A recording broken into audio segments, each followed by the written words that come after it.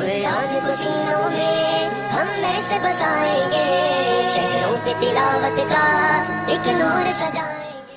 السلام علیکم ورحمۃ اللہ وبرکاتہ۔ آپ کا استقبال ہے ہمارے چینل 5 to 10 منٹس درس قرآن میں۔ ہمیں امید ہے کہ آپ حضرات بخیر و عافیت ہوں گے اور قرآن پاک پڑھنے کی مشق اور کوشش کر رہے ہوں گے۔ اللہ پاک آپ کی کوششوں کو قبول فرماوے اور مزید ترقی عطا فرماوے۔ آج ہمیں 19ویں پارے کا دوسرا رکوع پڑھنا ہے اور سورۃ الفرقان کا یہ چوتھا رکوع ہے۔ بہت ہی آسان ہے، ویڈیو کو اینڈ تک دیکھیں، ذرا بھی اسکیپ نہ کریں۔ اعوذ باللہ من الشیطان الرجیم، بسم اللہ الرحمن الرحیم۔ وَلَقَدْ آتَيْنَا مُوسَى الْكِتَابَ وَجَعَلْنَا مَعَهُ أَخَاهُ هَارُونَ وَزِيرًا فَقُلْنَا اذْهَبَا إِلَى الْقَوْمِ الَّذِينَ كَذَّبُوا بِآيَاتِنَا فَدَمَّرْنَاهُمْ تَدْمِيرًا وَقَوْمَ نُوحٍ لَمَّا كَذَّبُوا الرُّسُلَ أَغْرَقْنَاهُمْ وَجَعَلْنَاهُمْ لِلنَّاسِ آيَةً وَأَعْتَدْنَا لِلظَّالِمِينَ عَذَابًا أَلِيمًا۔ وَعَادًا وَثَمُودَ، یہاں پر آپ کو دھیان رکھنا ہے، واو کے اوپر تشدید ہے لیکن پڑھنا نہیں ہے۔ تشدید کو کب پڑھا جائے گا؟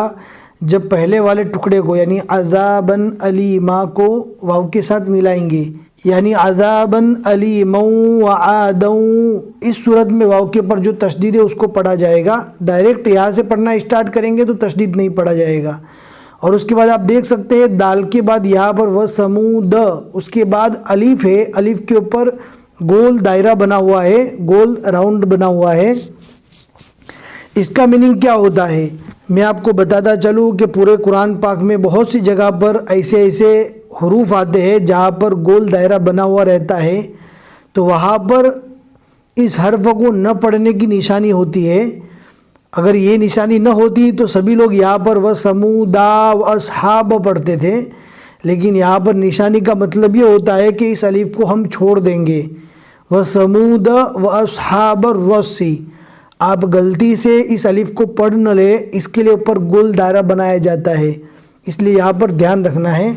شاید مجھے لگتا ہے میں نے اس سے پہلے بھی بتا دیا ہے، اگر آپ کو یہ بات معلوم نہ ہو تو آج میں نے واپس بتا دی۔ آپ ہمیں کامنٹ میں ضرور بتائیں کہ آپ کو اس سے پہلے معلوم تھا کہ نہیں۔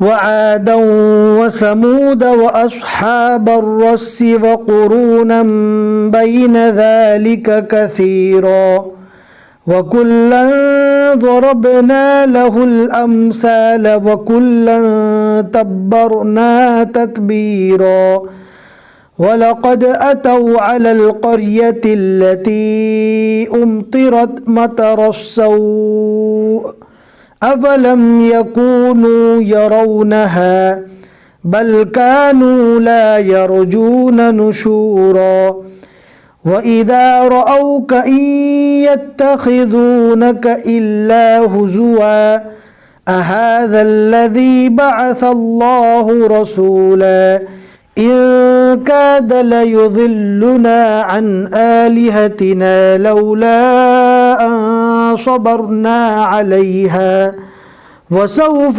يَعْلَمُونَ حِينَ يَرَوْنَ الْعَذَابَ مَنْ أَضَلُّ سَبِيلًا أَرَأَيْتَ مَنِ اتَّخَذَ إِلَٰهَهُ هَوَاءَهُ أَفَأَنْتَ تَكُونُ عَلَيْهِ وَكِيلًا أَمْ تَحْسَبُ أَنَّ أَكْثَرَهُمْ يَسْمَعُونَ أَوْ يَعْقِلُونَ إِنْ هُمْ إِلَّا كَالْأَنْعَامِ بَلْ هُمْ أَضَلُّ سَبِيلًا۔